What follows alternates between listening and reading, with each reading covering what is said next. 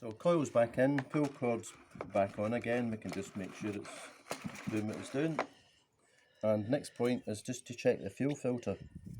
Now, if you're a strange person and you leave 2-stroke oil in your machine sitting all year, then you go to start it, this is going to be oiled up with very dirty oil mixture of dirty fuel, bad fuel and oil, and it's not going to be good. So I don't leave any petrol in my machine for any length of period of time.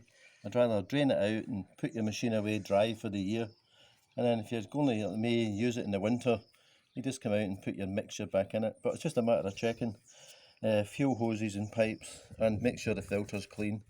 I've got a new one there. It doesn't need a new one, it just needs popped back in and it'll function fine.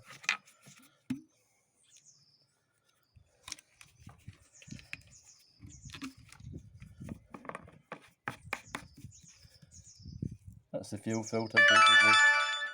Right, that's the end of that.